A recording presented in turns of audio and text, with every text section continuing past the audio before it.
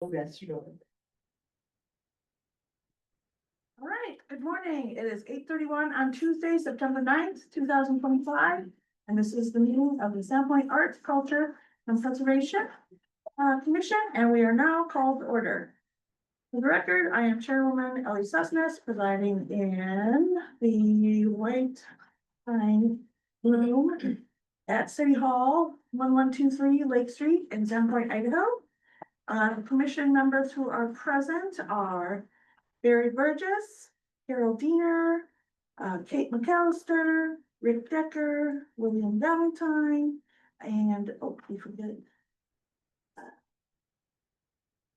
Sarah Collison. Derek Collison, sorry. I'm in my mind. Okay, and, let's see, Caitlin Sherk is absent today. And who we have here with us is Jason Welker, the, Sandpoint Planning, and Development Director, and Bill Dean, who is the city planner.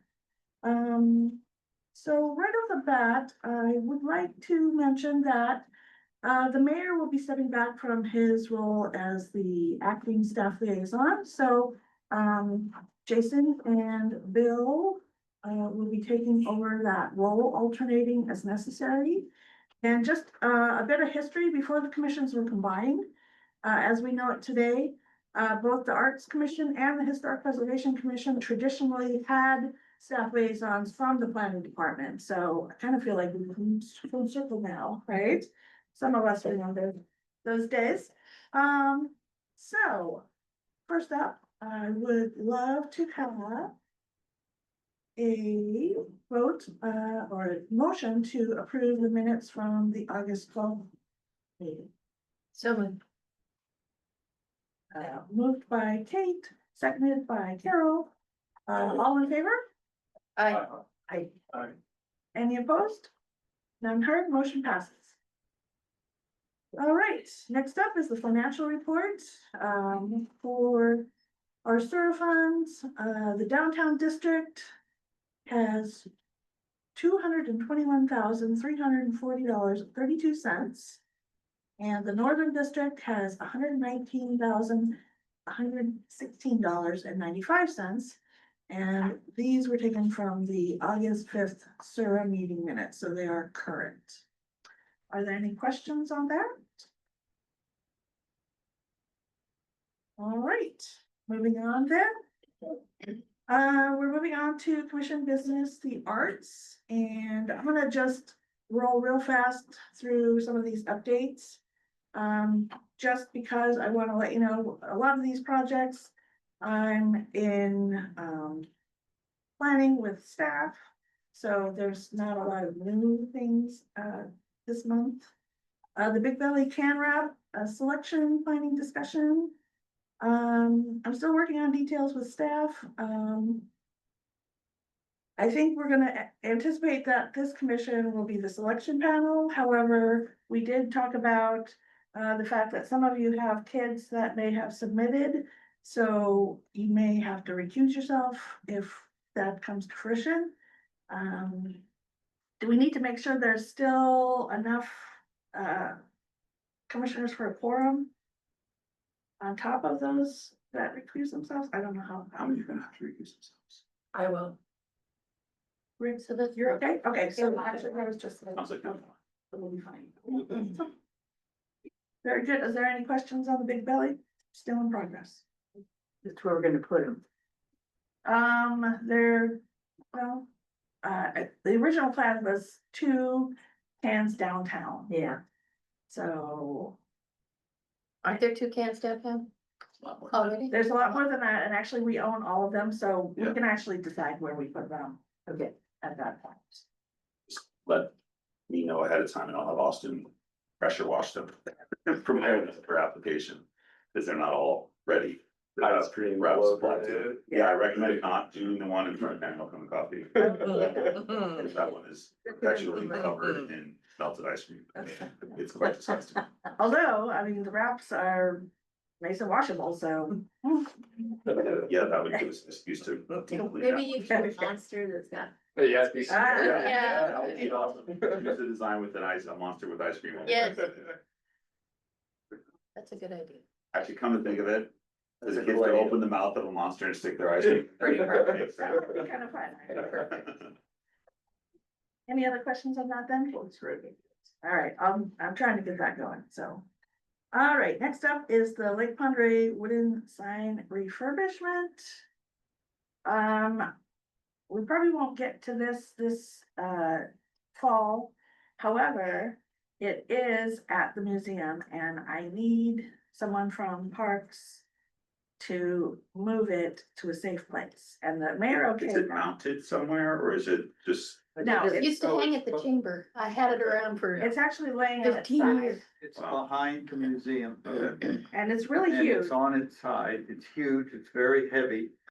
Two people to move it, I assume. Yeah, Austin, Oh, at But least. if you had, Where do you want it moved to? well, Austin said he might be able to move it to the Hickory Park,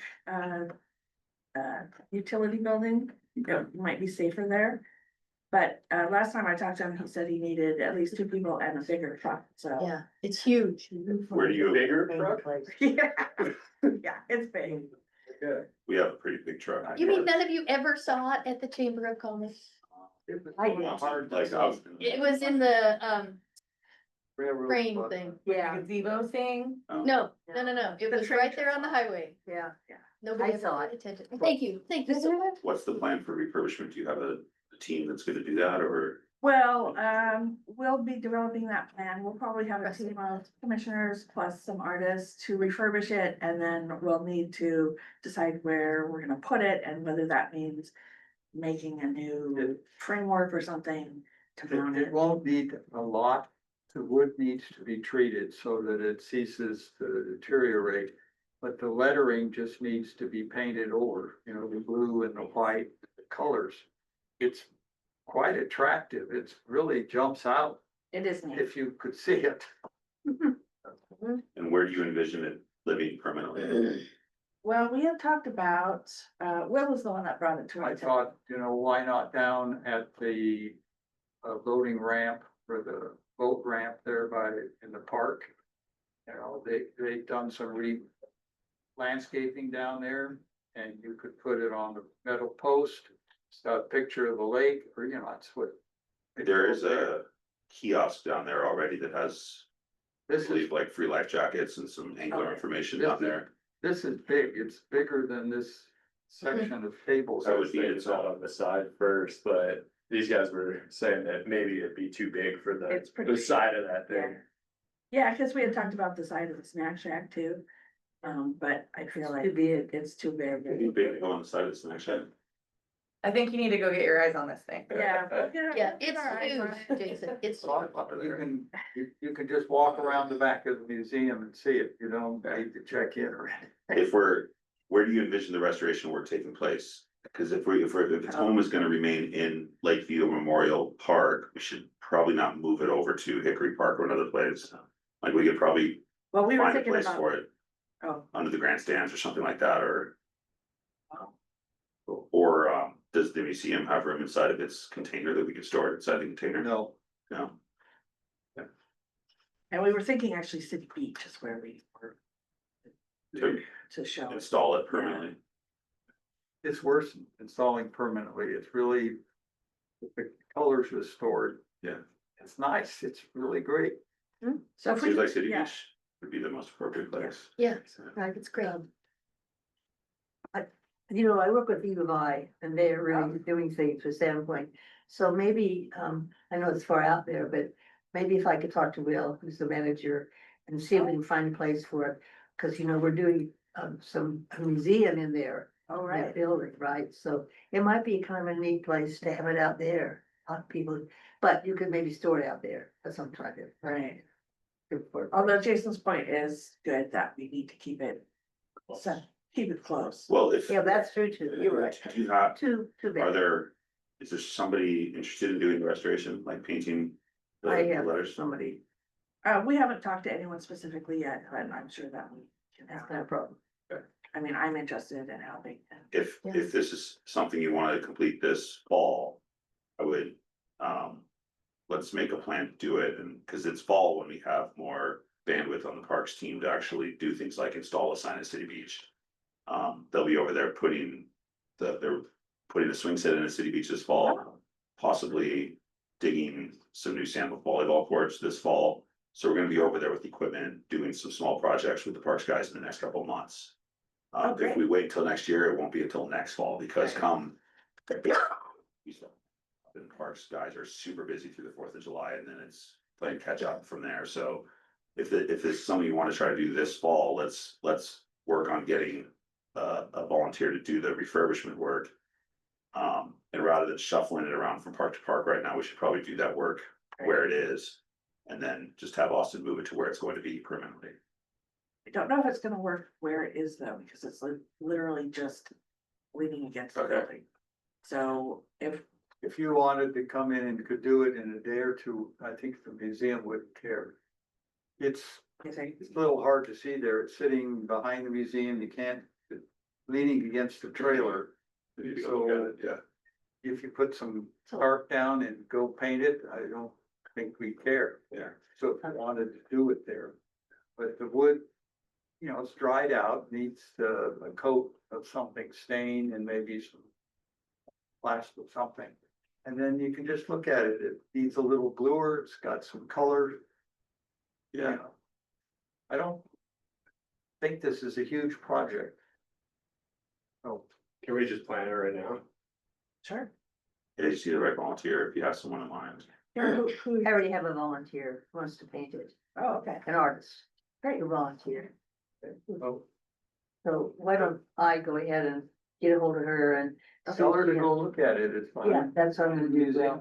Will. I'll go over and look at it and then report to you, Okay, okay, is that, sounds good. Okay. Okay, then who, if we were to have to build a framework, would parks staff be doing that as well? I need to see it. I mean, is it, Yeah. is it a rectangle or is it actually like, is it you It's a can see the rectangle. shape? Yeah, it's kind of, So the wood in the background there, is that what it's mounted to currently? No, That's what it's back leaning there's against. a metal frame. Yeah. Okay, It's got some metal reinforcement on the back of it. And I think it's got places where the chains Mhm, hooked yep. into it. also it was hanging before. yeah, it was in the trestle, the Oh, trestle, still yeah. hanging, okay. And that's why we took it down is because one of the chains actually broke. Yeah. And so then we took it back down and put it in the back of and we could never get anybody to help us out with it, so it just kind of remained there, but it's a great sign.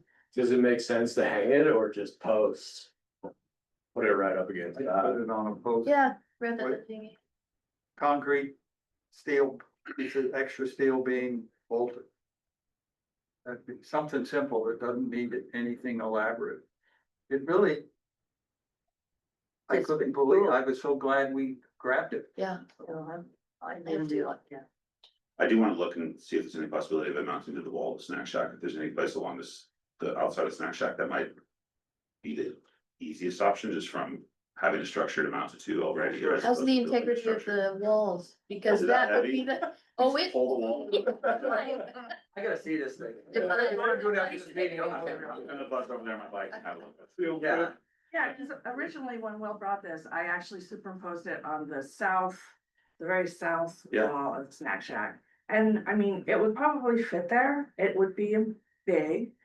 But as long as the structure can hold it, I mean, I think that would be a really nice focal point. Yeah. And then we wouldn't have to build any structures, Yeah. so that would be my first choice, but, I think we're all open to whatever will support the.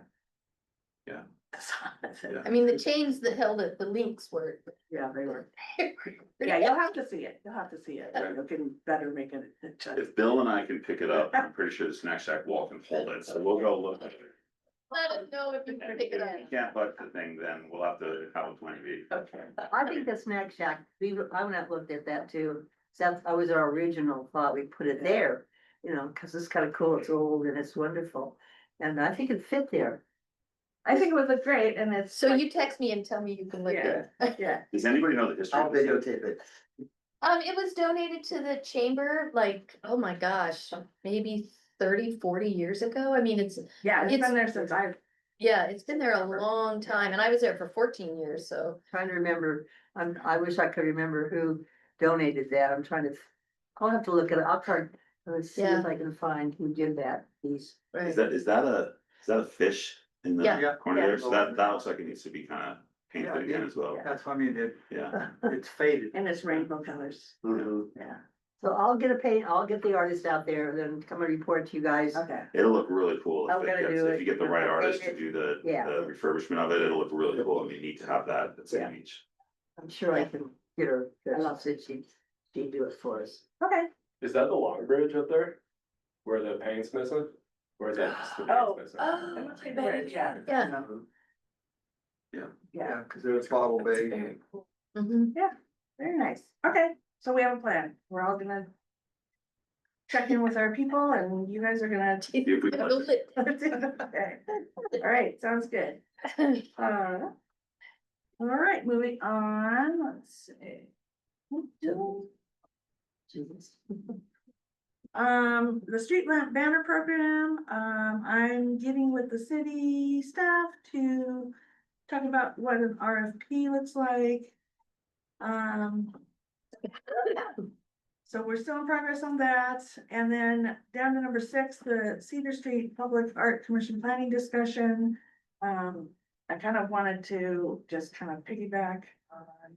And this was on the, oh, okay, the corner, yeah. Yeah, so both of these, we would be using SORA funds, so I wanted to just give you an update on what Jason and I talked about. For these large projects that we're moving into planning. I'm gonna go ahead and meet with the SORA board chair, Eric Paul.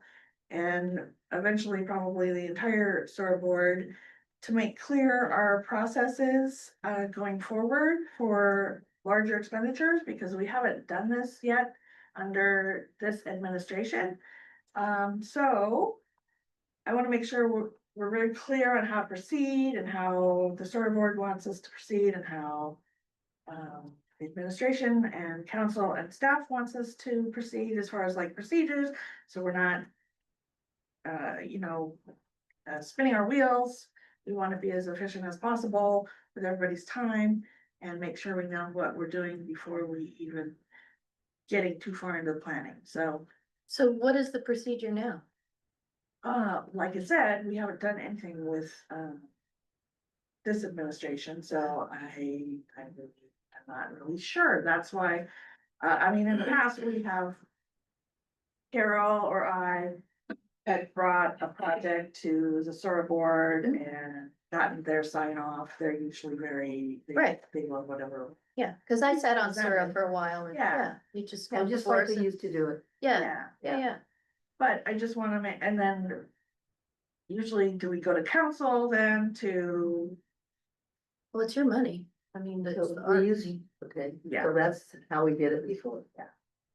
and there's some ways that we could go about this, do we have to do an RFP every time? Can we do a commission like we were hoping to?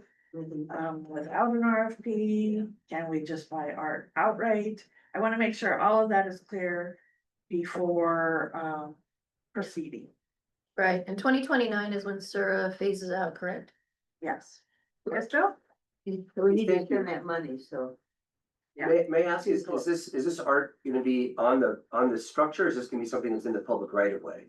This particular one will be in the public right of way, So that helps, I imagine that our, public works team is gonna wanna understand when and how long the duration for the art, just so they can yeah, and coordinate that's. with on that, yeah. That's exactly what I'm talking about, Yep. is just even.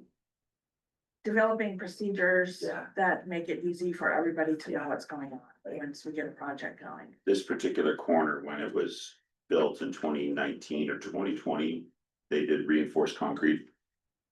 Underneath the sidewalk there Didn't for the already- purpose of an art installation. Oh, So nice. this was always envisioned as a home for a sculpture. Oh, that's great. And this is within a bulb out, so there's no, I mean, I don't think Holly is gonna have an issue because it's, all done. it leaves more than the 5 foot required. Around it, Pedestrian. that's what I was getting at, is Do you remember how many did we do? In fact, on Cedar Street, Yeah, there's a few of these locations that Yeah. were prepared for sculptures that just have I never think happened. only, do you remember?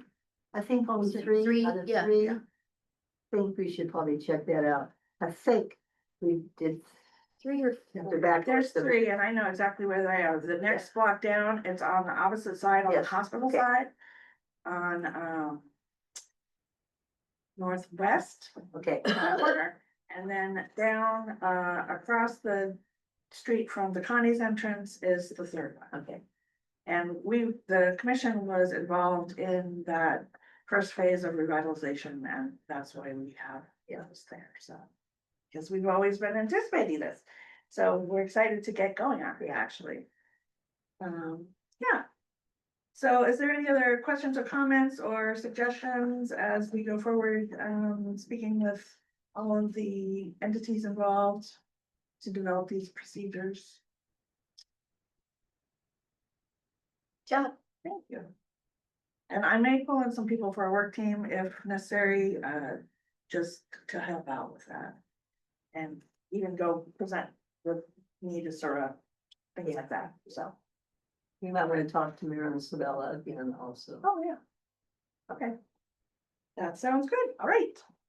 Yes, and as Kate brought up, we have 4 years to use our Sura Public Art Funds before it sunsets. So we need to get serious about planning our major projects for both districts, so we'll be thinking about the Northern District as well. Holly is forming a committee for downtown revitalization phase 3 design review. And I think she'll be asking for a representative from ACHP because she's looking to draw from every committee and commission to form that committee. And keep in mind that I think the vision for the bulk of those remaining downtown funds is to support revitalization phase 3 with artistic and wayfinding and placemaking elements of that design. So who you choose to represent this commission on that committee, that design review committee, keep in mind that you're going to be kind of the representative of ACHP's vision for how Sura art funds can be used to enhance revitalization phase 3. I think we talked about that, is there roundabout at Superior? That was one of the visions, but Well, the Superior and First intersection is outside of the revenue allocation area for downtown it is. revitalization for Sura. Oh, okay. So, the design firm that we select will be designing at least down to Lake Street. Depending on what kind of funding we have lined up, we may include in the scope of that design.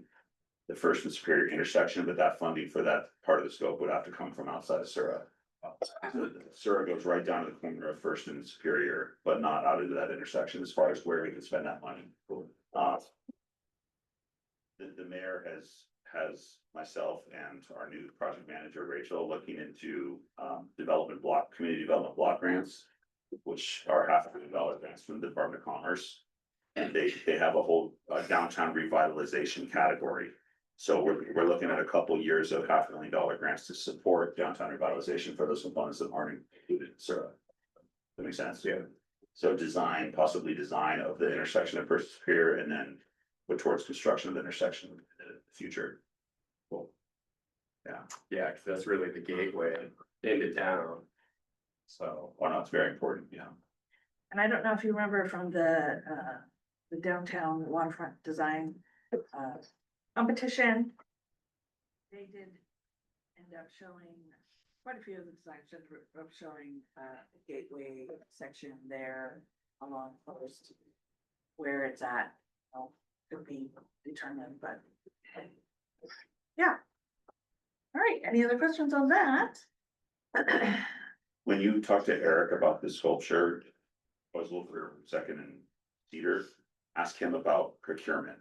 He'll know whether or not public procurement process or whether it can be, direct sourcing from a local artist or something. All right, okay, so that's the main question I have for that. It's And not a if they- city project, so Okay. it likely won't be the exact process required for city. Obviously, we would have to do a solicitation, get Yeah, 'cause yeah, we did For talk. sure, it's treated a little differently, but Eric will know the answer. I've only been on SURF for a year, so I don't know what the procurement requirements are for SURF. I think, we'll talk about that, but I think that, Okay.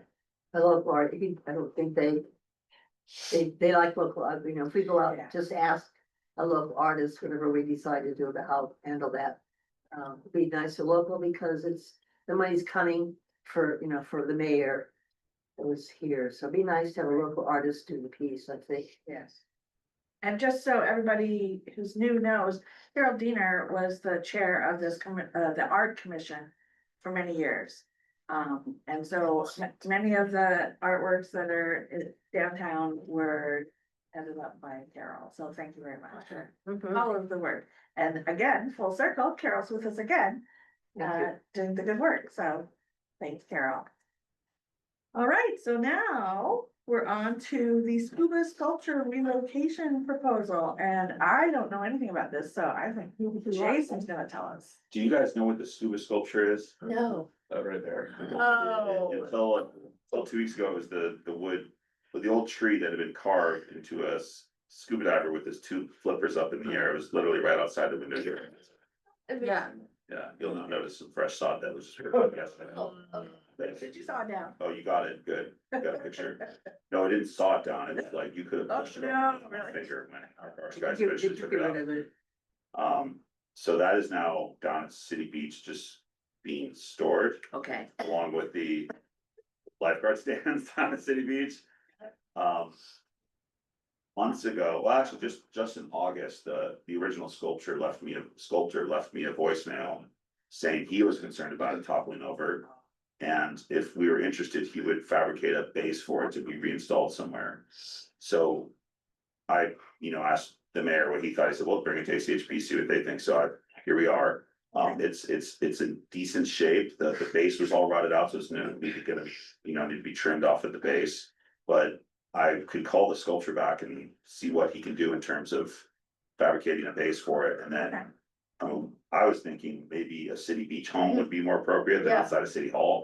Put it down by the lake. Some people actually dive in the lake. There's, it's aquatic themed, Yeah. so. But I would leave it up to you guys as far as, and then probably bring it to the Parks Commission as well, but like, Sure. what do you think about that? Where might be an appropriate place for it? And then if it's something the commission thinks is worth doing, I could, put Yeah. this on the Parks guys' work calendar for the fall as well. I think you should go outside your window. I think that's been down there almost, I think that's been down there almost 40 years. I wonder, The artist, like, the artist is Tom Bruner. yeah, Tom. Yeah, Yeah. yeah. It was He did the bench in the sculpted park. during my career here with the city, so I've been here 23 years, so it's not that old. Oh, yeah, you're probably right. Maybe I just, oh my God, what, yeah. It's been there for. Was it been 20 years since he did that song for? He also did that, I don't know if we mentioned, he also did the green bench that's in that's on the park. Oh, cool, yeah, Oh, very cool. Yeah, he did that's that. like concrete, right, or? Yeah. Yeah. And he used to live here, so that we used to use him quite a bit. 'Cause he Yeah. was- Did I hear that his Never- wife was on city council at one point or something? Yeah, a long time Someone ago. told me that his wife or his daughter was like on city council. Oh, I don't think so. I don't think so. Were you talking about the bench in Farmington? Yeah, Farman Park, the Okay. green one. The green That we bench, did yeah, the green bench, refurbish? yeah. She, yeah, green bench farm, he did that, he also did, I think he also did the work that's on the farm and, yeah, I know he did, the The pieces fence, the big, didn't he? Yeah. Did those pieces up there also, the metal pieces that. Oh, fantastic. And we used to, yeah, and then he moved to Post Falls, I think it was at Mhm, Post yeah. Falls. And so we, but he's excellent, he's a really great artist. And this makes sense at City Beach. Yeah, absolutely. Yeah, he could just throw it away, but it's been, Yeah, Yeah, it'd be fun. You should go to City Beach. yeah. As long as Wouldn't the, be- the actual, the top part of it is in good shape, I don't see why we shouldn't. So should we have a vote to continue this process? Mhm. All right, can I have a motion to continue the scuba sculpture relocation? Sure, I Sure. move that we relocate the scuba sculpture down to City Beach and Jason will go get a hold of Tom and fix the base. All right, do I have a second? Barry seconds, all right, all in favor? I'm open to suggestions for where City Beach might go as well. Yeah, Any ideas, like what would be an appropriate location for it? Possibly. Maybe the marina. I would think that would be a great getting place. tight over there. One issue is kids climbing on Good point, needs to be very secure, yeah, Yeah, I don't. it. And Its location would be yeah. Not close enough to the water that they can climb and try to Right. jump off. Right. We could set the Can we electrify? guard on top. Sorry. We still have. all right, we do have to vote on this motion, second, so, all in favor? Aye. Any opposed? None heard, motion passes. All right, so, yeah, as far as where it would be, I'll go there to City Beach and look. yeah, let's everybody look and. Yeah. You can A city beach. email your opinions, yeah. That might be something we need to do is, take a walk about. At some point. Yeah. Let's figure out how we can do that. Maybe next week. Yeah, we can meet down there. Well, Can we do that? Can we do that? Can we do that, Jason? How As long would as you you- notice it, Can as we- long as it's noticed for that location. Yeah, yeah, because council, we used to take trips out to look at pieces of property. Yeah. all right, we'll work on that as well. All right. So we're gonna have a walkabout where we each put Tom's piece, is that what you just said? Yeah. Something like that. All right, moving on to historic preservation. Just a quick update on the historic walking tour brochure, still in process. And Jason and my conversation, we've also determined that I'm gonna need to get 3 more quotes for printing. Is this a Sura funded thing though? Yes. So again, like for Sura, it's probably not required, you'd have to check with Eric, but Okay. I mean, just for good practice, like for you to get 3 quotes from a local printer is a good idea, and then just making sure, I think with the project this size, that's what we do at City Hall, it's not a complicated process, we don't need to post on the website, push it out, we just. Solicit, we can email 3, like I do this for signs and for other small projects under $10,000 all the time, like just email 3 local.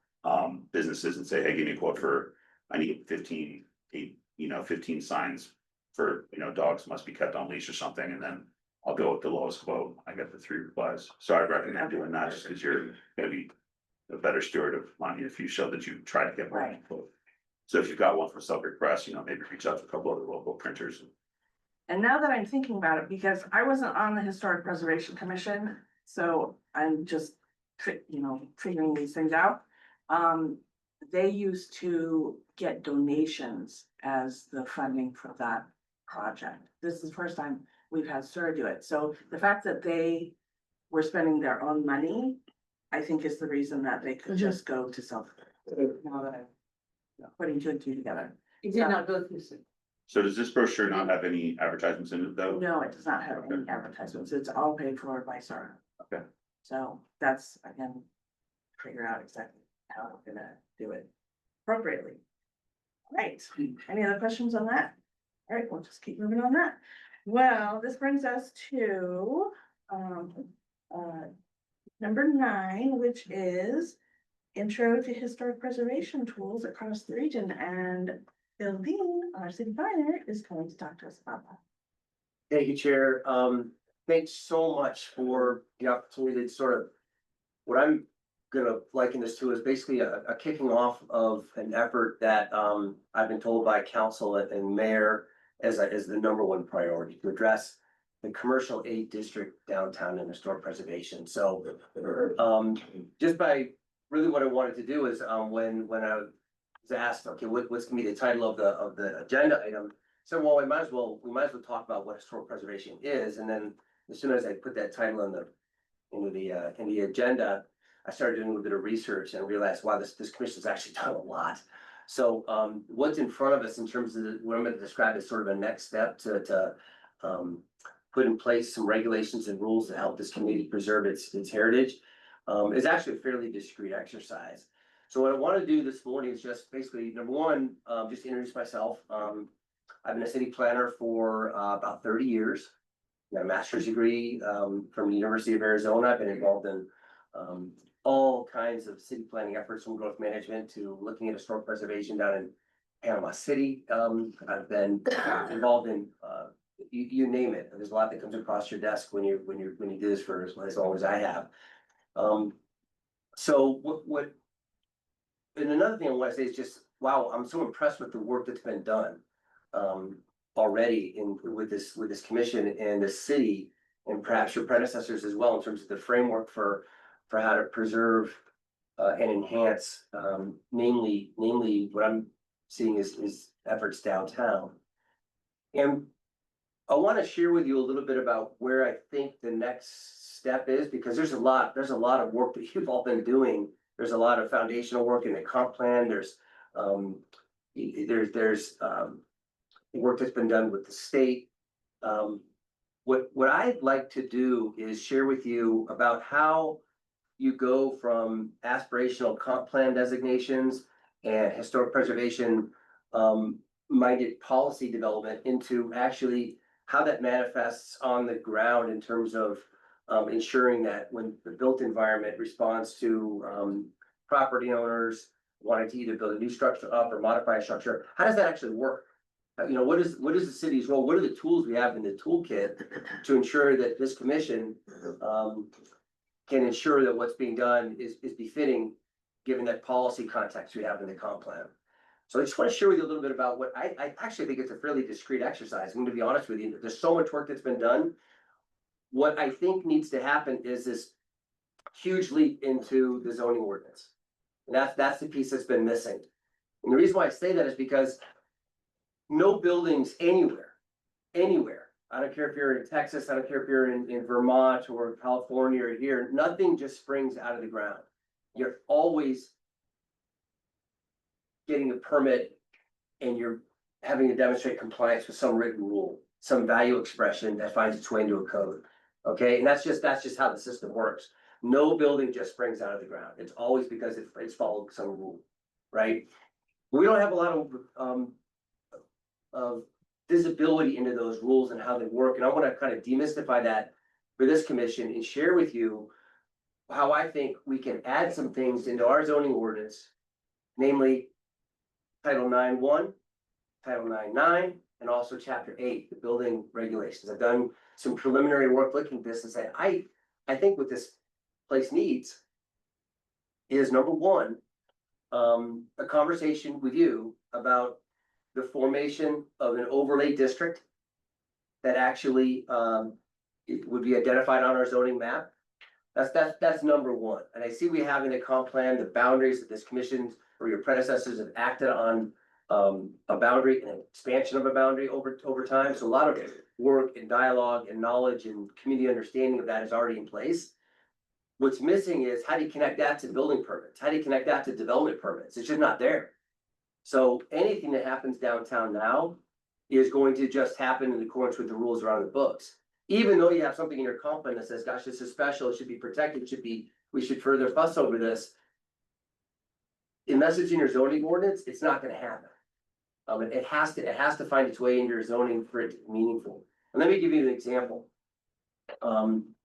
The Farm and Flats project that came through, that's now on the building permit stage.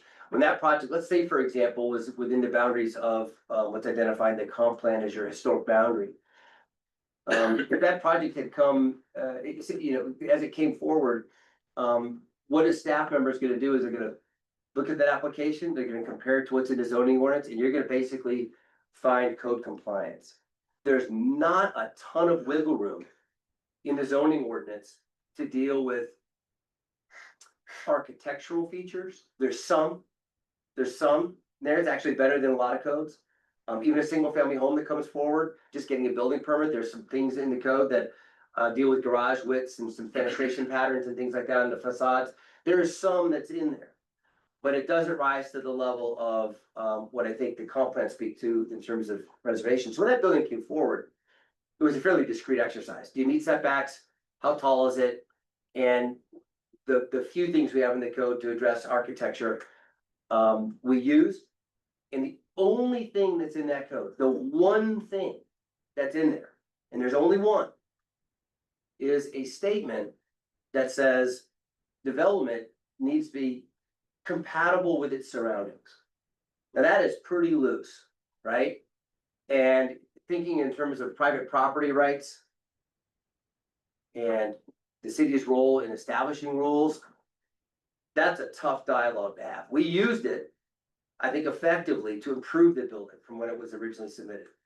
But that's not enough. That's not enough for the Historic Preservation Commission, I think, to hang their hat on to require and just even a modest improvement beyond that in terms of compatibility with surroundings, okay? That same phrase that's in the code can be used whether you're in an industrial area, whether you're in one of the residential neighborhoods, whether you're in the heart of downtown. It's one phrase that staff uses to make sure that development is compatible. And I've used it to deny a project on the Millbrass Triangle down here. You can see, for example, if you go to our current project's website, I've been here for 2 weeks and this thing came before me and I opened the code and said, it looks like a battleship. I'm sorry. You have to do better. And I hang my hat on that one sentence in the code. So I interpret that to be a finding. And you're saying visual compatibility? I'm talking That's about, how you interpret. I'm talking about massing. I'm talking about exterior building materials. I'm talking about some architectural characteristics of these buildings. For the Millbrass example, I looked at this and the statement's, it's a one sentence statement and I interpreted it as basically a finding. So I had one of our planners go out and I wanted them to count every single building in the vicinity. How many were wooden sided? How many looked like a battleship? How many were this tall? How many windows were? We did an analysis and we went to the developer and said, I'm sorry, but you're entirely inappropriately contextually located here. You need to rethink this entirely. I mean, it was a rebuke. And I was really testing this idea here just in City Hall, you know, as well as with the development community, because when I was hired, it was very clear, Bill, I need you to rewrite these rules. We need to get historic preservation underway. We're not satisfied with the transparency in the development. We really want to have a better vision, better rules to deal with this. Like, great, it's right up my alley. This is what I want to do. So I use that as an example because your zoning works is incredibly powerful tool. Aside from spending money, people's taxpayer dollars, the most powerful thing a city council can do is tell somebody what they can do with their private property, including what kind of window they put in a building downtown. So what's interesting is the zoning ordinance creates a threshold for when you need to get this development permit. Okay? Someone wants to, put a new chimney on their house, you're not going to be required to get a land use permit. And this is identified in 914 of your code. 914 of your code establishes the applicability of a land use permit. So basically says a single family home is exempt. A duplex is exempt. A triplex or more, or commercial or industrial 2,000 square feet or more requires a land use permit called a site plan review. Okay, that's permit. Okay, it doesn't say the word permit, but you read the code and all the things, you got to make an application, there has to be an approval. You can't be half pregnant. It's permit. And this is the same conversation I have with our attorneys. And the reason why that's important is because once you have a land use permit, now you have due process that you have to follow. You have to inform the neighbors, the property owners have rights, the neighbors have rights, the community has an obligation to make sure that we're purposeful and deliberate in this next step of giving an approval. And that has been missing for years in the city. Buildings have sprung up, have not gone through this process of notice, of evaluation in terms of context sensitivity, and things just spring out of the ground, everybody's frustrated. It's in your code already. So what I see needs to happen for historic preservation is a number of things. I think the first thing that's up is just, I want us to all get comfortable with a little bit of this zoning language, right? I want us all to get comfortable with what due process means. I want us to get comfortable with what it means to put a land use regulation in place. Because every time you do that, you have to be mindful, we are the government. We're telling somebody what they can do, what they can't do. So be very disciplined in how we approach this, okay? So it's exciting because so much work has been done to lay the foundation for what I think we need to do is this next step. This next step is a huge one. What comes after that is pretty exciting. So number one, I think what we're gonna do, what I'd like to propose to you is we need to put into the zoning ordinance an overlay district. That's gonna shine on your zoning map with a big H. Okay, there will be a dashed line around the boundary that this commission recommends and only council can adopt that says H. You'll have an underlying district. The way zoning works is there's a map and the state through enabling legislation allows cities to create and use zoning as a tool to regulate land use for all kinds of public health, safety and welfare issues. And historic preservation, by the way, fits under that umbrella. And basically cities color the map and assign different rules to the colors, you know, yellow for industrial or residential and gray for this. So you have a zoning map that establishes where these land uses can go, and the ordinance itself establishes two things, the rules and also the process to get there. Okay, so those are two big things that are happening right there. So when you look at the zoning map, you can look at it and say, well, there's the color, what does the zoning ordinance say, what am I allowed to do, what are the standards? When we're done, you'll look at the zoning map and there'll be this H on there that describes, hey, there's an overlay, that we have a layer that we draped on top of a portion of downtown that says H, and that's gonna be historic preservation overlay district. And in the zoning ordinance, we're gonna have all these rules of what that means. Right now, we have that for the airport. There's an overlay that's draped over the top of our zoning map. You'll see, you'll see when you go on the city's GIS, you can click on the airport overlay. But that's exactly what it is. It's in the zoning ordinance. So it's important that the zoning ordinance says, here's our city map, but by the by, this is an historical overlay. So once we have that overlay, now we can decide what to pour into it. What I envision is,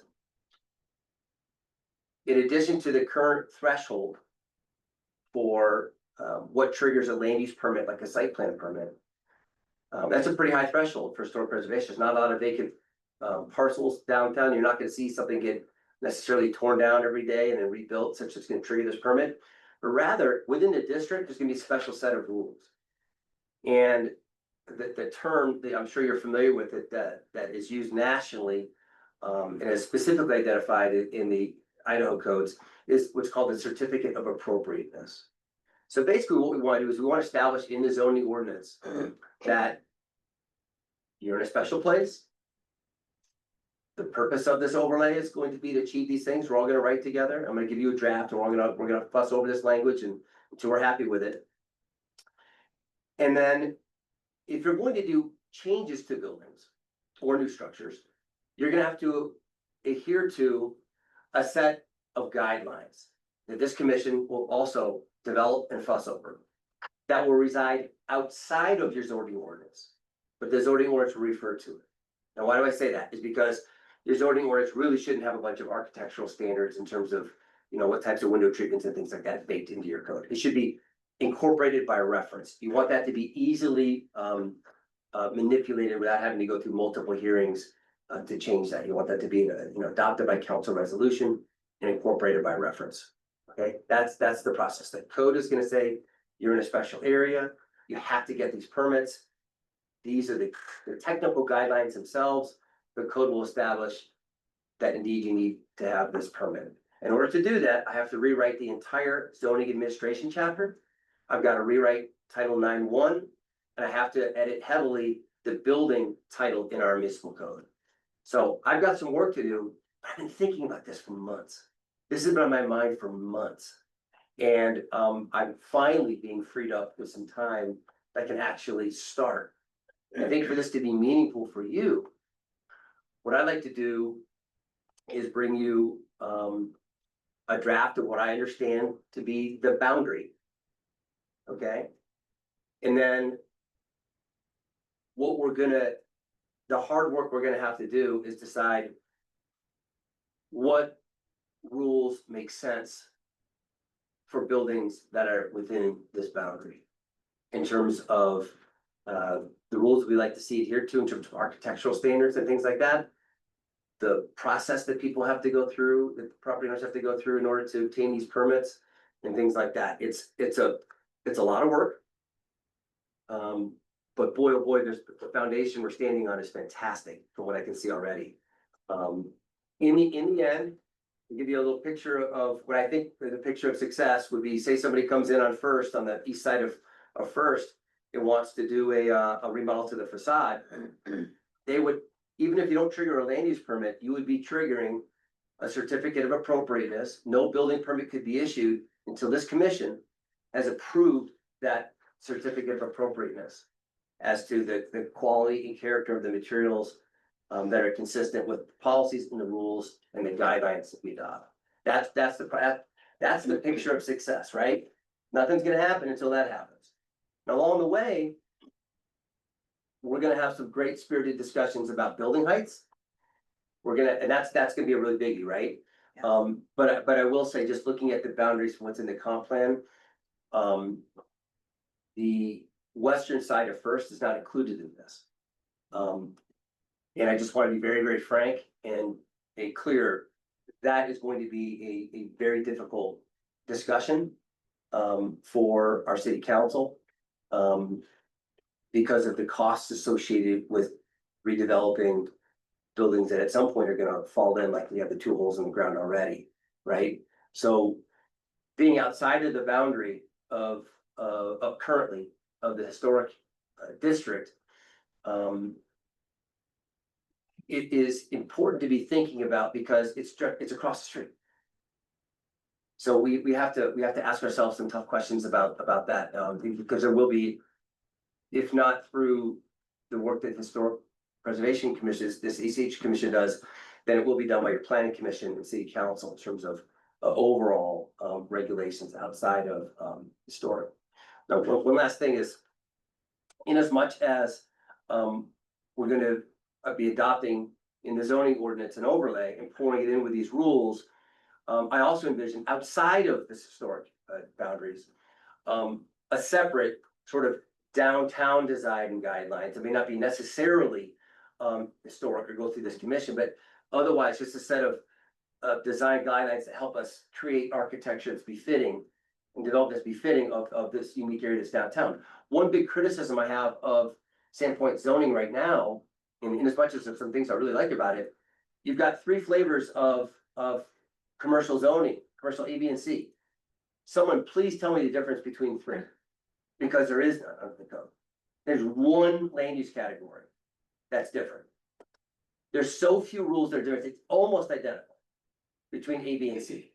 And that is a enormous supply of land that is under basically one flavor of zoning.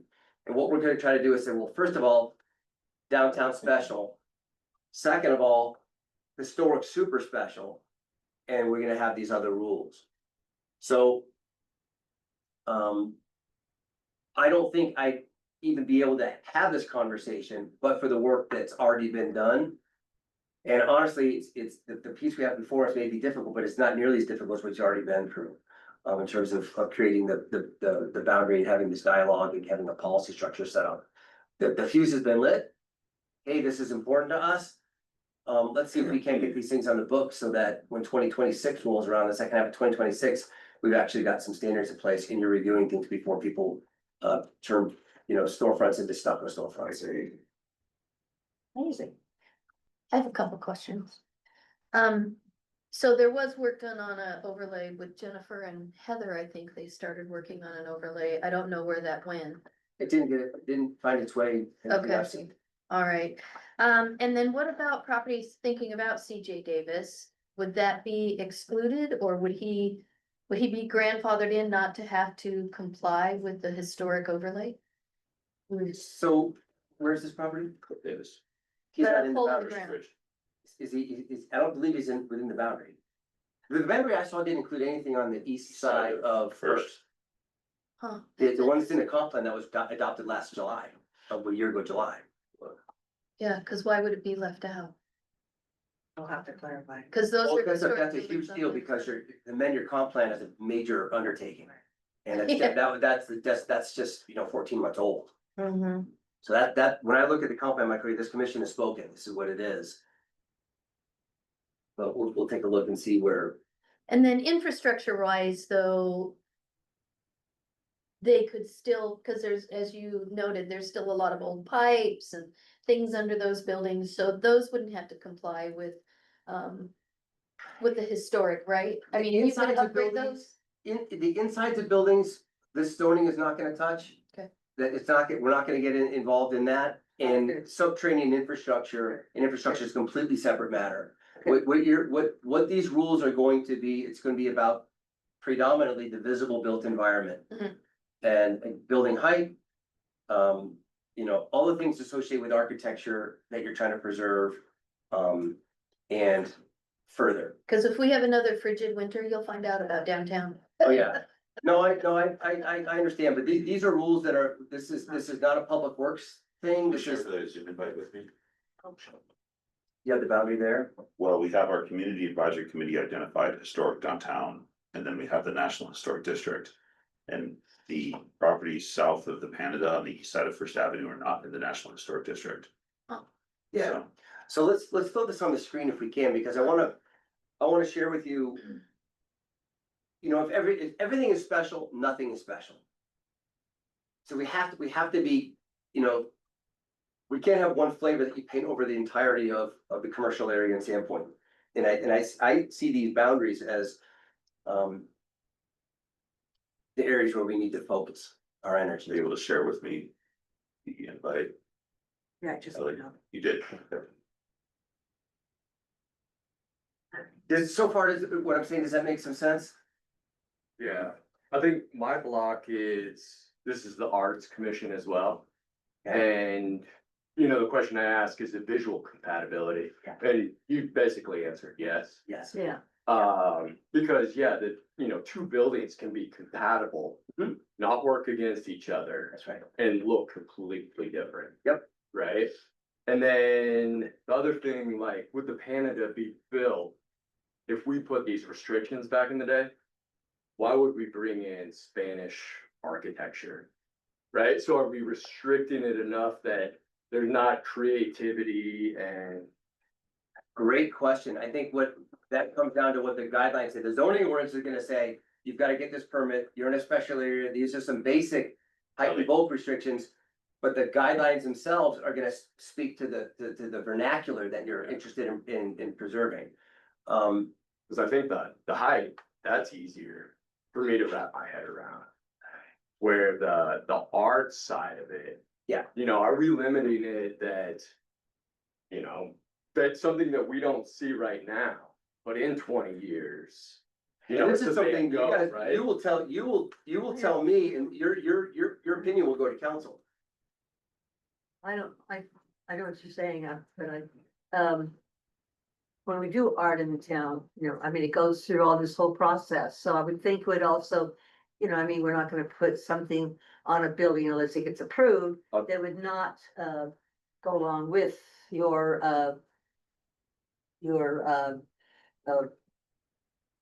how you identify that particular building, I think, yes, so you're trying. And I'm not talking about art, I'm talking about the art of the art. Oh, right, no, the architecture, okay. Right, so Yeah, like, yeah, a battleship yeah. isn't your cup of tea, Right. but maybe in 20 years, if it was built. Like, that's the thing that Sandpoint's known for, or.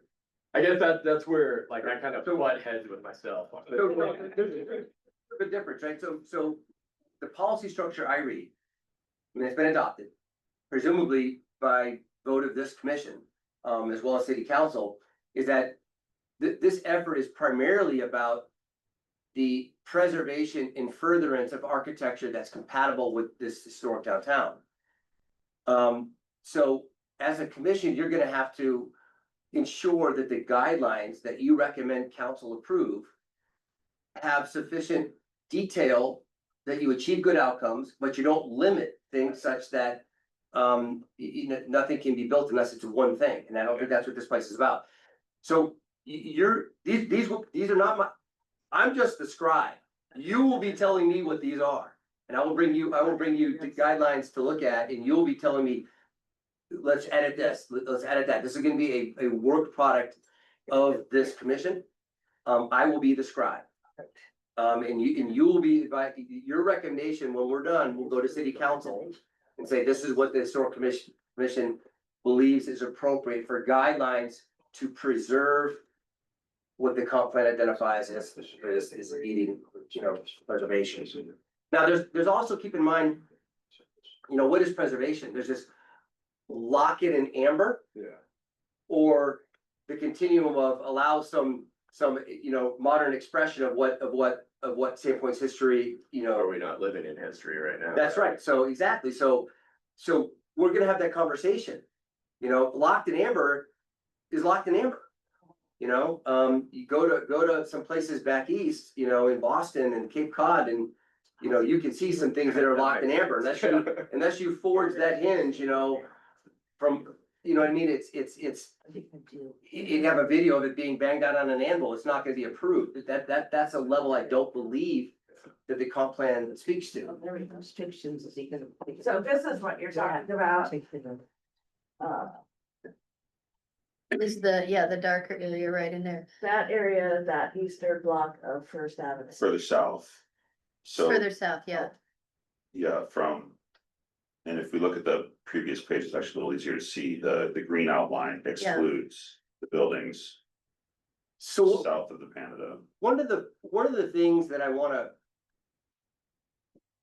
just leave you to think about, because we don't have to make this decision today, but it's gonna be a big one in terms of me being able to get really started is, Actually excludes Canada as well. The whole east side, yeah, it's the whole east side of First Avenue. we have the green boundary right there. Can everybody see, is everybody Yep. colorblind? Can you see the green? Okay. So we have the green boundary. I need to hear from the commission if that's where we believe the certificate of appropriateness and the design guidelines are really gonna apply. Is that Second Avenue where it comes to? Well- Are It's a small block. the buildings between First and Second, You see the, yeah, So is this, yeah, there's. pine, this church or pine? Fine. Fine. that's Pine, Can you, And then this is cedar. yeah, Yes. Right. correct. so where's the church and all that? The church. Coffee shop and the thing I'm concerned about is the Granary district. Oh, the granary Is over there. Where the star is. Six. Where the star is. Okay, that's the granary, okay. Cause that's been, okay. Yeah, it's just. So then what is gonna preclude Mr. Davis from building Yeah, what he had planned before, right there, nothing? Well, here's, let me answer that question. So today he is allowed to go to 65 feet. The only thing we have in the code is that one sentence that can be interpreted by anybody in really any way that enables staff level approval, although we would probably bump it to planning commission. That building to come in more or less anything that he would want to build in terms of architecture. There's really nothing in the code to prevent it. Aside from this one sentence about compatibility, which we use at the staff level to say, please use compatible materials. Please have a pattern that reflects your surroundings. There's not much we can hang our hat on. The question for this commission is gonna be the certificate of appropriateness, which is a big deal. It's a permit. Is that gonna be required in everything that's in the yellow? Or just everything that's in the green? yes. Everything in the blue or everything just in the hatch marks? That's the first question, because I can't, when I start writing this thing, that's the first piece for me, is where. Then we're gonna get into what? I think it should be everywhere. That's a lot. Yeah, however, we have talked about this in the commission before, where we thought that the blue was too much. Right, the blues. Because you would have more trouble enforcing that or what I think could happen, or where my mind went, was the blue, you would have some downtown design guidelines. Right, and that's. And then in the hatched area, you would have historic preservation guidelines. Yes, That's. But I need this commission to be telling me that. yes. I think that's appropriate, very Yeah, appropriate. so do I, yeah. So as we go forward, because I really can't do anything without knowing this. I need to hear from the commission that that's what you want. Say, yes, Yes. let's do downtown design guidelines for everything in blue. Historic preservation guidelines and everything that's hatched off. And that which raises the issue of, for Cliff Davis's piece. If he were to come in with a proposal to develop subsequent to council adopting all these rules, he'd be subject to the normal permit that we have in our code already, but adhering to the design guidelines. It wouldn't necessarily be this commission reviewing a certificate of appropriateness because it would not be in the hatched area.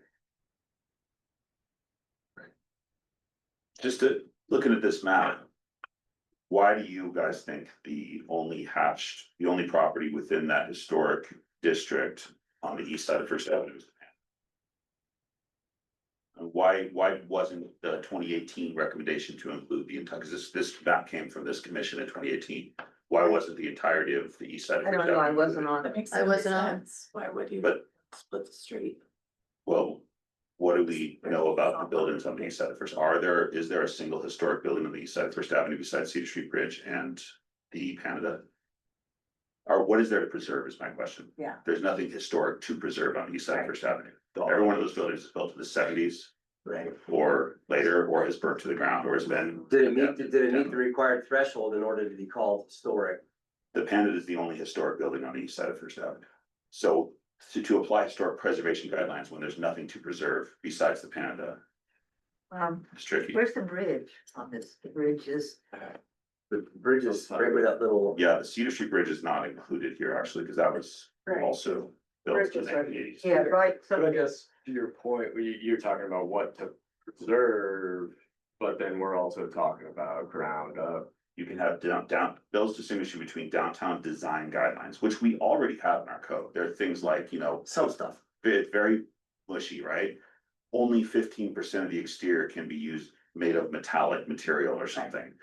Ground floor windows have to be spaced this far apart. I mean, actually, there are a lot of buildings downtown that were never built to these standards. Right. One example I thought of the other day, as I was leaving breakfast at Connie's is quite nice, but the brick wall across the street of the Cedar Street Hotel, like there's like an entire block with not a single window in it. mhm. Our current code does not allow that now. You not have to have window and, those level. administration patterns. Yeah. Yeah, so it creates a street level shop front atmosphere as opposed to entire blocks of walls that are not penetrated by any windows or doors. Another one is the Washington Trust. What's the bank across from Idaho Port Authority? Like possibly the ugliest building in Sandpoint. It's got all the radio towers on the roof and just like a gray wall that runs like half of that block. Like we're not preserving anything there, but when that gets redeveloped, how do we make sure we have design guidelines that assure that there's nothing to preserve, but we want to make sure that whatever gets built there meets a little bit higher standard than another half block of gray wall with no doors or windows. Correct. Or an entire, like the south end of or the east side of the Cedar Street Inn, which is literally like, go look at the corner there. Yeah. It's like an entire block of it. It's a nice red brick wall, but there's not a single window or door in that wall. It's the side of their parking garage, because they have with a pool upstairs. Well, and then our orchard downtown with windows preserving the ghost signs, right, at the winery. Like that would pass. Wait, the code. orchard I see what you're talking about. Like we got the orchard award. Or the for- Orchid. Orchid, I'm sorry, award, right? Onions, no. Which building is this? The wine. Bellwood Oh, building. the white, the Bellwood building, yeah. Building. So Winery, that- yeah. that's a great example. It's That would- in the district. That would probably be improved under today's design guidelines. But the windows, There are windows There are windows, Yeah. yeah. all the way around that building. okay, The point is like the current design guidelines wouldn't allow half a block of a brick wall without windows. yeah, okay, cause I've heard the other side of it where we don't want full windows on buildings. Well, it might not be full windows, it's allowed. We have certain widths and spacing that's required. That's exactly what the guidelines are gonna address. Yeah. So, I mean, this is gonna require, a lot of focused attention on everything that we write down in these guidelines. I'll produce a draft. There's plenty of great examples out there. And I will use some things I've used in the past, and I'll come up with some things. But there will be a difference, I envision, between what we do in the hatched area and guidelines that are used to guide development decisions outside of the hatched area. There could be some difference there, right? If you're outside the hatched area, you come in for painting your building. If you're outside the hatched area, you're probably not gonna have to go get a permit through this commission, but if you're inside, you definitely would. Because you wanna make sure it's not pink polka dot, covering up a beautiful brick building. This is a thou shall not stucco your beautiful brick building approach, right? Right. For, to say it bluntly, for the hatched area. What happens outside that, we'll discuss, but it's largely gonna be the domain of the set of guidelines that drive development decisions that are gonna be either done at the staff level or with the planning commission. Great. That's kind of how I see it, Chair, is, if that gives you a sense of where my mind is on this right now. Is there anything that you could tell me that is, maybe I should ask, what is the number one thing that you're nervous about in terms of us as a community screwing up over the next number of years? In terms of the built environment downtown, what are we most worried about? I need to hear that. So I'm working for you. I would think that the height in that blue area, the hatched area, The hatched area. yeah. Okay, I'm not as concerned with the heights in the light blue area. okay, But the heights in the hatched area, I think, are a really big concern with the community. okay. I agree with that. And just digging a little deeper on that, what about the heights? What I hear is 65 feet tall is way too tall for especially the historic That's the hatched area. area. Yeah. The hatched area does not include the east side of First Avenue. That's true, and now that we're hearing that, how are we gonna approach that? Right. Well, there's Because a that couple does- tools in the I mean, tool. being adjacent, you're telling me adjacency is Mhm. important as Mhm. well. We're gonna get creative. Again, the answers are gonna come from the community, not from us. We're scribes, right? We're gonna bring you the tools. You guys can tell us what makes sense, and that's what we're gonna bring to council. That's, I wanna be clear about that. This is not what Bill and Jason think. This is what you think. You've been appointed for that reason. So we can write rules, for example, that establish, a buffer distance from the hatched area. There's a height adjacency limit we can impose. All zoning can be whatever we write. All zoning is local. Let's write the rules we want. All of it's local. So whatever happens in Coeur d'Alene, good for Coeur d'Alene. I wish them well. I'm not interested in Coeur d'Alene. I'm interested in this. And I want to make sure these rules work for what you established is the best fit. And this is not gonna be, this will be arguable. But now's our time to take a big step to get some things on the book so we can, number one, stop the bleeding from things being converted that may be inappropriate, and two, establish, how we really think the district and its immediate environments can look. I wanna pick on this a little bit more. Do you think that height alone is the important issue, or is it height as a variable in comparison with that is included with architecture, with use of the structure? Mhm. What is being used for, availability of parking, for example? We have many buildings that are 65 feet tall in Sandpoint at this point. The most historic building, iconic building in Sandpoint is 75 feet tall. That's the granary. So we don't see people demanding the granary tower get torn down because it's taller than 65 feet. So clearly 65 feet, there's nothing magical about that number. People love our 75-foot tall building in town. But it's outside of the downtown. It is, but we have the Umpqua Bank building is 65 feet tall downtown. I have not heard anger over the height of that building, but it's also. Well, you were here when they started to build, that's for sure. Oh, I'm sure, my God. but now that it's part of our fabric for 20 years, I'm surprised at how many people are like, oh yeah, I love that building. and people When- don't, when people in one Yeah. breath will say, absolutely can't have 65-foot tall buildings, and you say, did you know that the Uncle Bank building is 65 feet tall? I said, there's no way that's 65, it's not, it is. But that's because of the design that the city requires. And now. the resulting, and the benefit it's provided to the community in terms of office space, civic space. I mean, I'm in meetings in that building every single week, and there's always the same people in this, atrium having their coffee, like it's provided something that the community needed, which was a gathering space, a third place for gathering, right? So how many other opportunities might we have by not taking away something that we've had for, historically, we've had tall buildings in this town. So, Well, and like I said, I don't mind tall buildings in the light blue zone. Personally, and I think that we could make a case with the public for that. But I don't think you're gonna make a case with the public adjacent to the hatched zone. and through historic preservation guidelines, anything within that zone has to be preserved. And as it gets redeveloped, so a proposal to tear down a historic structure, replace it with a inappropriate taller structure. Would not get through the approval process in the first place, based implementing what we've got for, on Bill's work schedule right now. Right now, we just don't have any of those ordinances in place. So that's where the historic preservation comes in. The east side of First Avenue is gonna be trickier because there's not a historic preservation, benchmark, a standard that we can go off of or say, look, we're trying to preserve something. Those buildings, half of them were burnt down in a fire in the 70s and rebuilt. And the other half are, quite honestly, some of them, Grace Community Church. Can't wait till that gets redeveloped. It's one of the ugliest buildings in Sandpoint, right? And it's the prime premium location. If the fire hadn't happened in 2019, it would have been great to include that corner in the historic Right. area, right? Because that was a historic building. We lost it to a fire. So The, now the issue, we're preserving. the issue around building heights, really flares up on First, right? Because you've got the east side of First where it's simply a function of the cost of construction. It's really expensive, millions of dollars to do.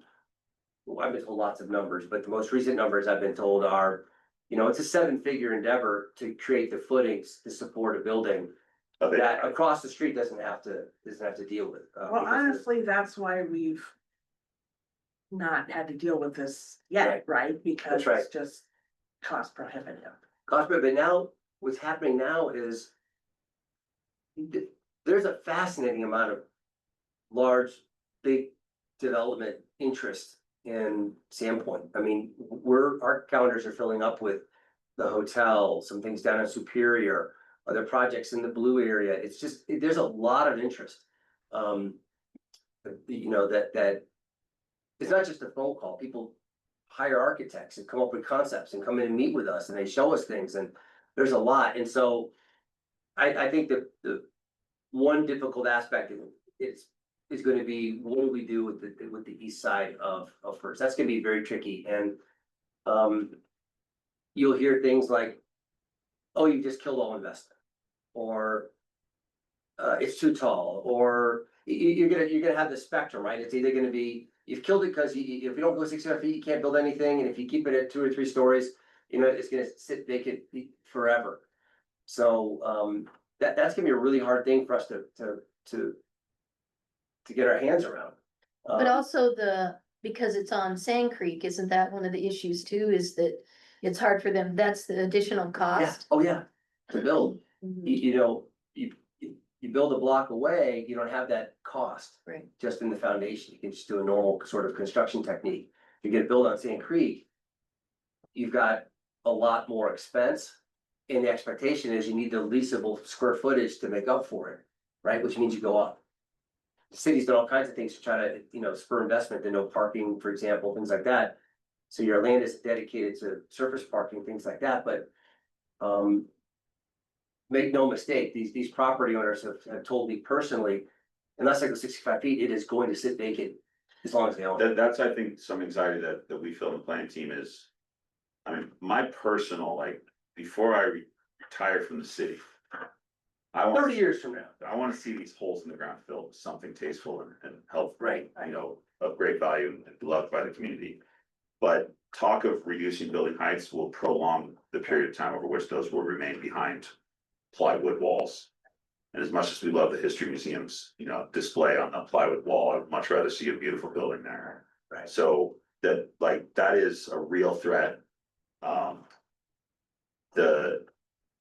The buildings that are there now are sinking into Sand Creek. You can ask any tenant of the farming building, that just sold or is under contract right now.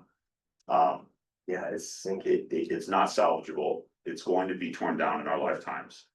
And if we impose regulations that make it cost prohibitive to build anything on east side of Sand Creek, it will just sit behind plywood, and we're gonna have, all the money we've invested in downtown revitalization is gonna be for naught. It'd be Because blighted. it's all gonna be, plywood storefronts. So does Jerry Dicker wanna go above 65? Gary Dicker just doesn't seem to have much interest in Sandpoint, but if we created an asset here through investment in our downtown. I mean, he owns half the property downtown. Yeah, he does. Pretty much the whole east side of Cedar. He owns the old Arlo's building, the hole in the ground on First Avenue. He owns the Pedal Talk building. Yep. I don't see him spending any money in this town right now. I mean, Ponderay, he's dumped a ton of money into in terms of his projects up there. He owns half downtown Spokane, has spent billions on revitalizing downtown Spokane, but for whatever reason, Sandpoint's not attractive to him. And I think a lot of it's because we haven't acted on any vision downtown beyond these two rounds of downtown revitalization in the last 10 years. So that's gonna require vision and leadership and a partnership with these private property owners that says, look, we're not trying to take away from you, we're trying to create an opportunity, an enticing environment for you to invest in. Yeah, cause he did like one of the designs. Plus, it's all business to these guys, and most of them don't live here, which is unfortunate, but even if they did, to ask any local investor to spend $3 million on a foundation for a project that we limit the height of and say you can't, make a return on your investment, what's the attraction for that too? You know, I'm not sure if the argument would be the same if 15, 20 years ago, the city had imposed a 55-foot limit. Now, would they be telling us, oh, I have to go 55? Or if it was 45, oh, I have to go 45. So a little bit of, land use economics is interesting. We really don't know the pro forma, the costs associated. We don't know what the basis for the land is. We don't know if this is a corporate venture that needs a certain internal rate of return, if there's another metric they use for how they measure their success, profit wise. Just don't know that, right? So it's some variables we don't have, but we can use, industry standards, Urban Land Institute information. There's resources out there to help us understand a little bit about the economics of these things. Again, all land use is local. We'll arrive at something. Couple things. I think opportunity zone, since it is an opportunity zone, that also changes the pro formas. Yep. And taxes look different. Can we look at anything as far as like views? We're going down to Cedar. It's a gorgeous view of the monarchs. Okay. But, that's only these 3 properties or something like that. Can we get that deep to look at those or? We can, again, we can write whatever rules. We need to, the challenge is gonna be, have you gone so far as you've removed economic viability of these properties unless it's a taking, right? Governments take property 2 ways. One, you physically take it to build a road, or 2, you write rules such that you limit the economic viability of a project, and that's the piece we all have to be mindful of. Sure. Where is that threshold? I don't know yet, right? But we'll find it. But yes, to answer your question, yeah, sure, we can write rules that speak to how building heights address preserving view corridors and view sheds. It's also interesting to think about what kind of land use would you expect to see in a 65-foot tall building versus a 35-foot tall building? What do you guys think? Like, what any investor who's gonna build a 65 feet in Sandpoint, what are those upper floors gonna be used for? Condos, I'm sure. Condos, Housing, maybe a hotel, hotel. Apartments. workforce or high end? Most likely. High end. So almost like a high end, and that's all has to do with financing and cash flow and capitalization, Mhm. right? They have to be able to pre-sell these things for $1.5 million or $2 million each. They raise $40 million through pre-sale commitments, and that's what they use to build the building. No one's put $40 million of their own money into the ground at Sandpoint. Right. And no one's building a 65-foot tall office tower in Sandpoint. No one's building a 65-foot tall recreation facilities. I mean, these are gonna be pre-sold condos where they raise millions of dollars in the pre-sale round and then they invest in Sandpoint. So the community doesn't know this stuff. They're like, oh, it's just developers gonna bring their big money in. These developers don't spend their own money. They get money through investment partners, through marketing. That's why you saw that first Bridge Street website pop up 5 years ago, advertising highly amenitized lakeside resort community of Sandpoint. Those words will always stick in my head. That was the marketing language on the website. The highly amenitized lakeside resort community of Sandpoint. Well, Here's not your not only that, $3 million so I can build this tower. They didn't pre-sell, like they weren't able to do it. not only that, but the ground floor leasable space is a lost leader. Right. There's a lot of retail in our country, there's a lot of retail in Idaho, and there's a lot of retail in Sandpoint. You know, going back to the colors on the map, you gotta be really careful as an urban planner, because the more red commercial you put on your map, the more you attenuate the vitality of the areas that you're trying to create, you know, vitality. You stretch it out. Everybody wants red. Oh, I get better lease rates. Oh, I can get let me just stretch it out. I wanna put my orthodontist down here, and I wanna put my used car dealer up there, and how about I get another strip all over here? No. That's how you kill downtown. That's how you kill downtown. That's how you kill it. That's just number one thing. You just take a tiny little dot of red, and that's what's gonna be your heart. Here, we've just let it go. And it just attenuates the That goes back trends. to the three commercial zones that make up like 30% of our land in Sandpoint. Yeah. It stretches all the way from Pondere city limits to Dover city limits. That's right. And we allow commercial through that entire corridor. Very If we want purposeful. downtown to thrive, we should be shrinking all that and That's focusing right. on downtown. You won't believe how many times I have people saying, oh, I just wanna do a little piece of commercial down on Boyer. I'm like, do we really wanna create a strip mall all the way down to Pondere? We can do it. I'll show you how. But is that what we want? Or would you rather continue efforts to create vitality through being a little more restrictive and selective in where we put this stuff? I think, yeah, having people actually living downtown too. Yeah. You know, you leave the office at 5 o'clock on a Wednesday, it's a ghost town. Right. Restaurants aren't open because it's a Tuesday. You know, people don't live down there. They don't want to go down there at night. Right. You know, but if we do have residents down there. And the other thing, you know, to piggyback off of Jason, you know, that the public doesn't understand that they see these luxury condos going in and saying, we don't need any more luxury condos. Well, if we look at, say, Dover Bay is more higher end. What if that was never developed? But Sandpoint's discovered, where are those people gonna live? South Sandpoint? And they're taking our houses away from our families and then only in there a week a year, or, you know, so If the demand is here for housing for among rich out-of-staters, I'd rather them be buying housing downtown than buying houses in South Sandpoint. yeah, like, Cause yeah, that's gonna keep real estate prices more reasonable. But what if they don't sell, like the one at Fifth and Cedar? That was just. That was right above the highway across from the gas station. I think the view, Well, I'm the still lake. saying, But duh. access to City Beach and all the restaurants is probably a better. but I'm sure they downturn in the lost money. market though, too. I mean, everything was selling like crazy, right? And they missed their timing, right? So it's all timing as well.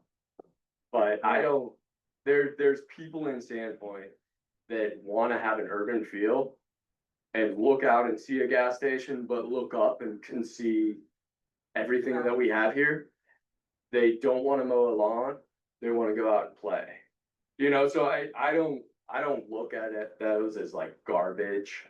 And then I also think they did a really good job with, it's over close to the granary, but it takes the bricks from La Quinta, you know, pulls it over here and then pulls the granary in. It's almost a nice transition from downtown to granary. So, All I'm right, sure that's day one. We're soon we are on day 30 or 40 or 50 or 100, but we'll get there. yeah, thank you. I think you've given us a lot to think about and a lot of different perspectives that we'll be needing to look at. Because, you know, we all have preconceived notions and things that we hear from the public and that we will have to work through we're gonna be active, there's gonna be a lot, so. I'll Well, thank be- you for that. And it's like, this commission is so important in the work that Phil's gonna do in the next 6 months, because you guys represent the public, you can help us communicate with the public as well. Yeah. Cause there are absolutists out there who just say, Oh, yeah. you know, planning department destroying sound, whole city planners accountable, right, Farm and Flash? Yeah, Farm and Flats. You wouldn't believe the magic Bill worked to convert that Farm and Flats project from the first iteration that was brought to us, which I described as a cookie cutter apartment from Post Falls or something, to what it is now. And the inspiration, I mean, people may look at it and say, oh, it's ugly, but it brought an inspiration from historic buildings on First Avenue, from the Umpqua Bank building across the street, from all over town. Specific architectural components of the final version of that Farm and Flats project were all inspired from historic buildings at Sandpoint. And compared to the first version, which was very much allowed under our code, Yeah, Yeah. we had no grounds on which. we had no deny grounds, them we was their pure first version boxy, we plan. did this.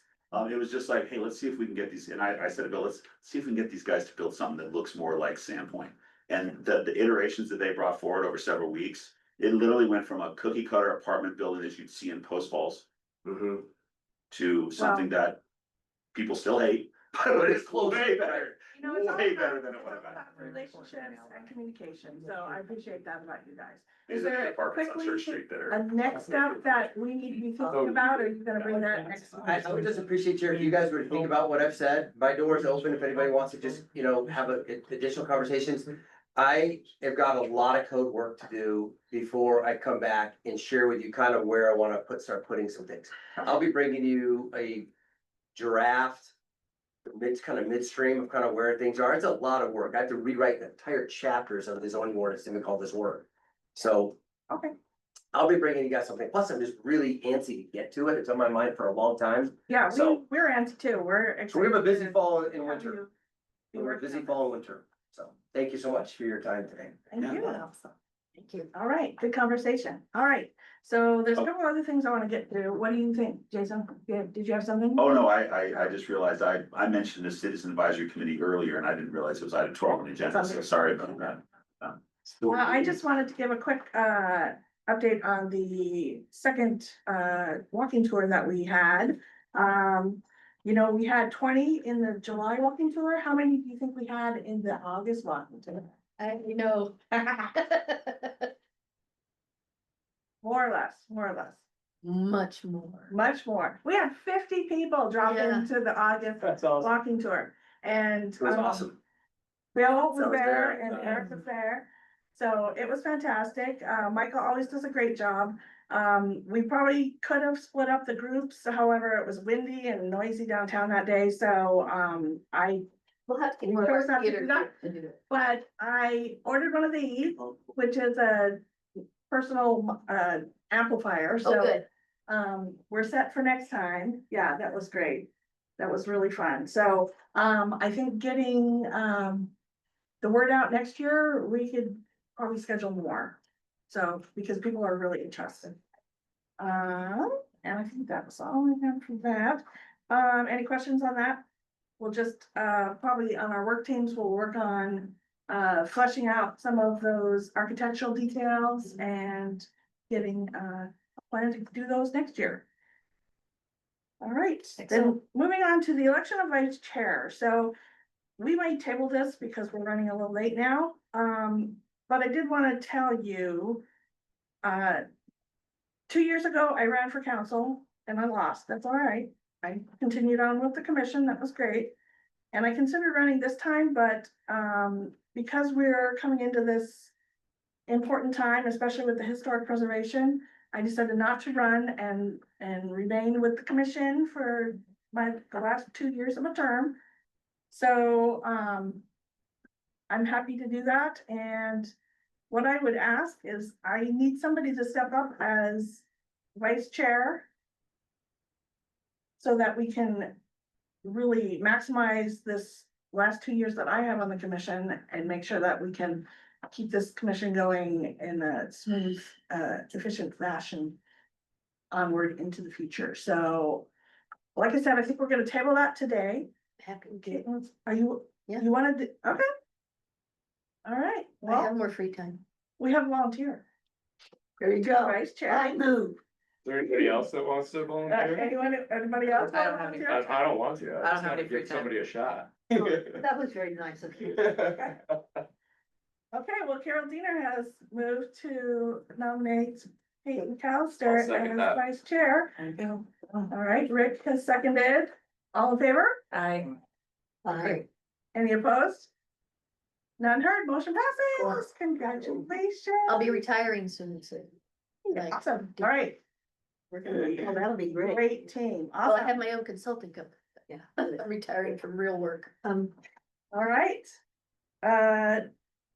One second, Carol, No, I'm fine with this. let's,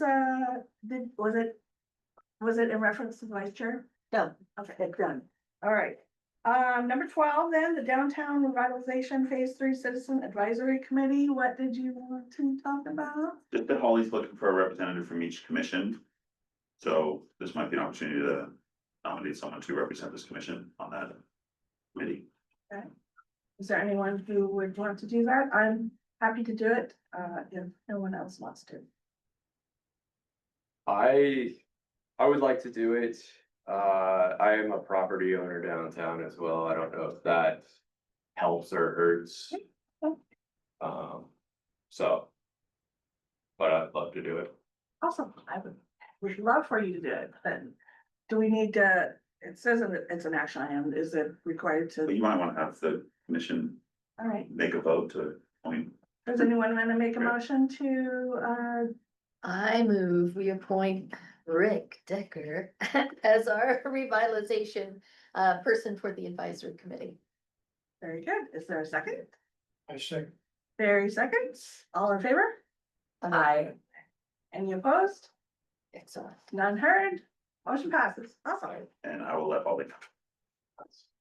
All right, so onward to Commissioner Roundtable. So I have something, you'll remember Curtis Sommerfeld, who worked with our commission on a volunteer project to rehabilitate the nearly 50-year-old totem pole at the community hall.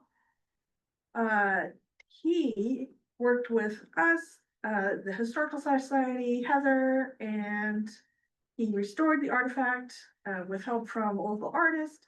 And this effort was part of Curtis's Eagle Scout capstone project. And next Saturday, the 13th, Curtis will receive his Eagle Scout badge in honor in a ceremony at 4 p.m. at Community Hall. So I was able to take off work, so I'll be there. But if anybody else wants to be there for What day that, did you say? Saturday at 4 at Community Hall.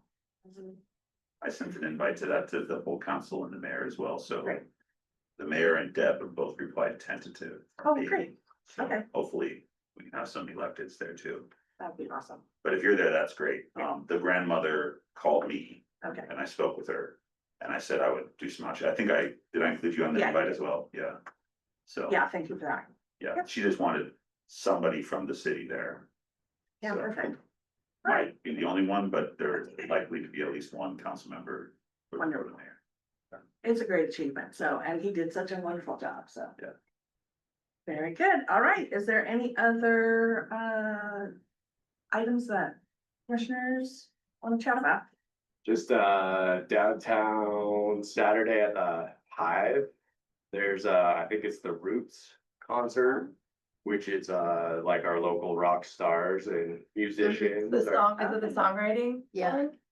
Is it, Songwriting I one? don't know if Or it's is the that a songwriting different- or if it's just, yeah, Chuck, Ruben. Josh. That's the one I'm thinking of. Lance.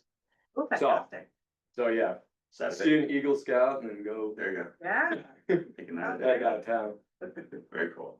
very good, thank you. Anybody else? All right, well, I think that was a great meeting, lots of good information, thank you both, for being our liaisons. I'm looking forward to it, so with that, we're adjourned, thanks, everybody. Thanks, Ellen. So I should be